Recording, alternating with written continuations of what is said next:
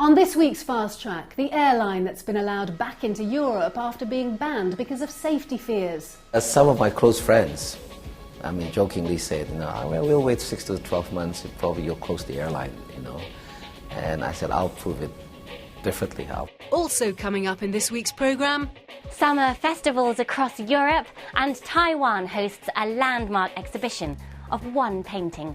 Join me later in the programme on Insider Guide. And we meet the man who sold his house to live in hotels. I was downgraded. Bitched at bad room on Twitter. I was upgraded.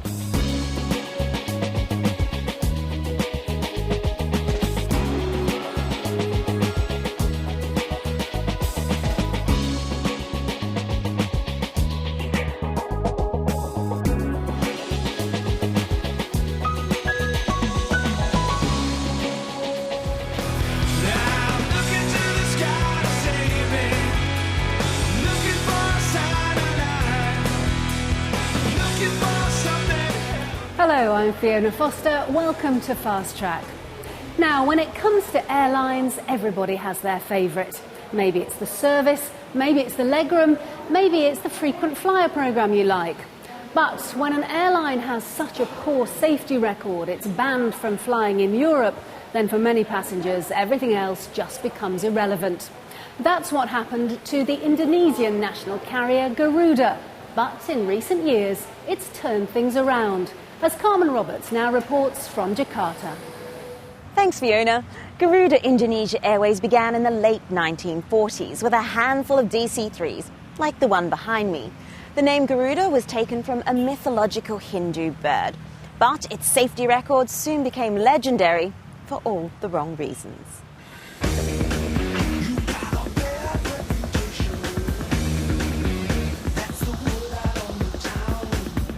Its report card is grim reading. Garuda Indonesia has had more than 12 fatal accidents since 1950. The last major crash was in 2007, a devastating year, not only for the airline, but for the entire country. A Garuda 747 crashed in Jakarta, killing 21 people, while the European Union posed a blanket ban on all Indonesian airlines.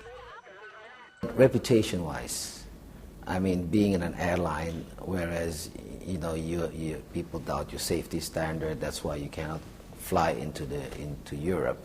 That really so-called destroys the image. So that's why we were very serious in terms of getting out of the list. Emir Sattar is the CEO. He gave up a lucrative banking job 6 years ago to join an almost bankrupt airline. Some of my close friends, jokingly said, we'll wait 6 to 12 months, probably you'll close the airline, And I said, I'll prove it differently, I'll prove it to you, But I thought, it's quite challenging, and I thought it would be, contribution to Indonesia itself, because nevertheless Garuda so-called represents Indonesia.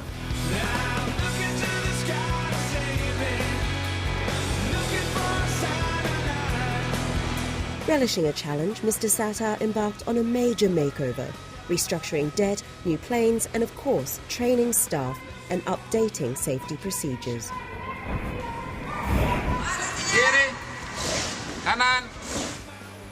In 2009, Garuda Indonesia was back in the EU's good books and flights resumed to Amsterdam.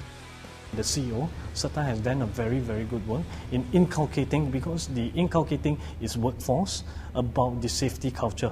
Because previously what I'm seeing is there might be a lack, but right now firstly the safety and as well as the services. So I can see that it's really, really improving from where the industry is seeing. Yeah, there's really a drastic difference. Regardless, the stigma has stuck, especially on the international scene. Services to the US remain elusive for Garuda due to Indonesia's poor safety ranking by the Federal Aviation Administration. Image is everything in the airline business, and when I told my friends and family that I was flying to Jakarta on Garuda, I was met with many concerned expressions.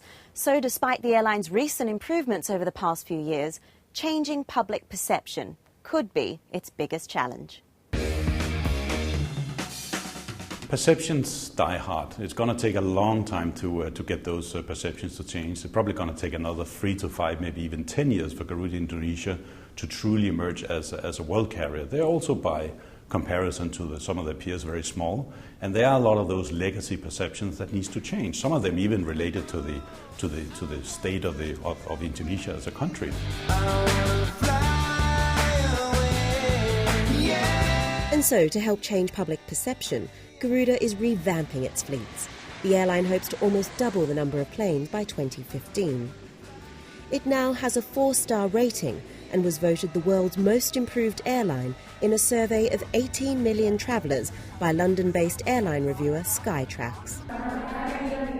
One passenger, jokingly told me that he stepped in when he was going to fly from Sydney to Bali. So he went into the plane, he came into the plane and he looked at the interior and he went out again and said, "Is this Garuda?" Because he was surprised. I mean, we were, in the past we used to have old aircraft, lousy service, all these things. And these are the things that we are investing in promoting. So we are a different airline. You could say it's a reflection of Indonesia itself, a renewed airline riding on the back of a buoyant economy. So now they are actually riding on the growth of Indonesia. In fact, like Indonesians, the economic growth is a double-digit growth, so they are riding on this. And I think also because of their history, Garuda is the national airline, so naturally the governments would like to promote aggressively the growth of Garuda's brand name.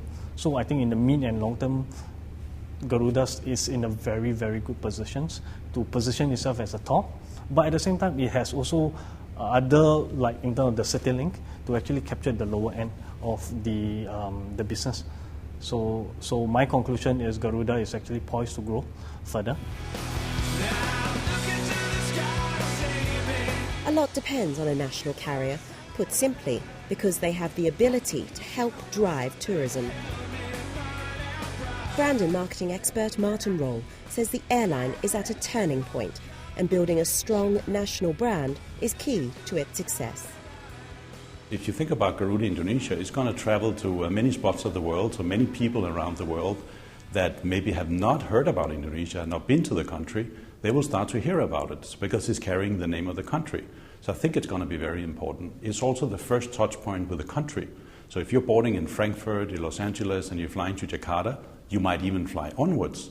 It actually gives you a very good first-hand impression of what that country is all about. Our passenger grew by 47%.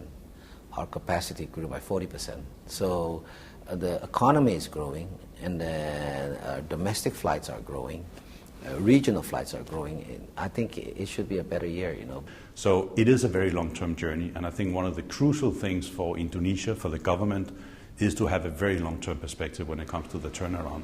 There's no room to become arrogant and complacent and feel like we have arrived, because Garuda has not arrived yet. They have only started their journey, and that's going to take quite a lot of time.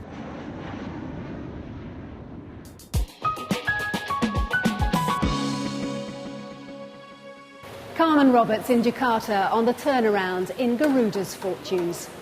Now let's have a look at what else is making the news in the world of travel this week. Security around the Intercontinental Hotel in Kabul has been increased following a terrorist attack which killed 12 civilians there earlier this week.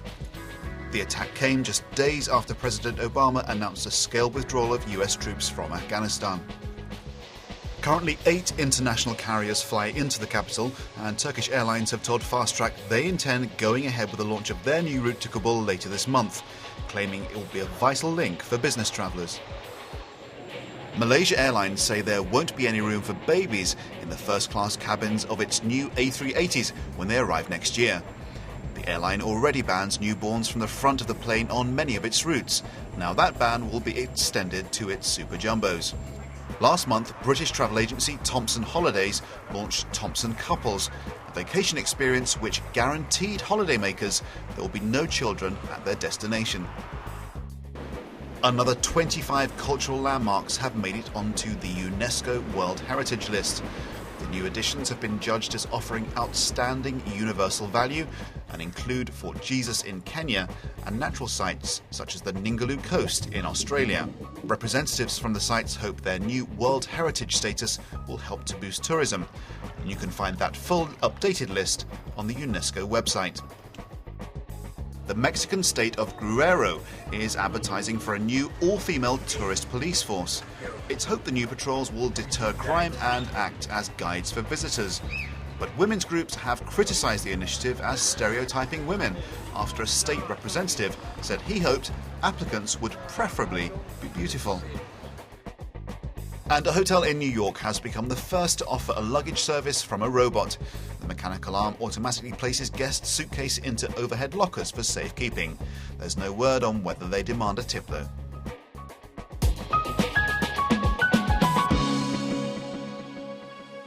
Stay with us here on Fast Track, because coming up after the break, Michelle's here with her guide of what to see and do around the world in the coming month, and the man who hung up his house keys to live in hotels. I could stay in a pretty nice hotel in Manhattan or almost anywhere in the US or the world for about what I was paying to exist in London. Imagine, never has to make his own bed. See you after the break.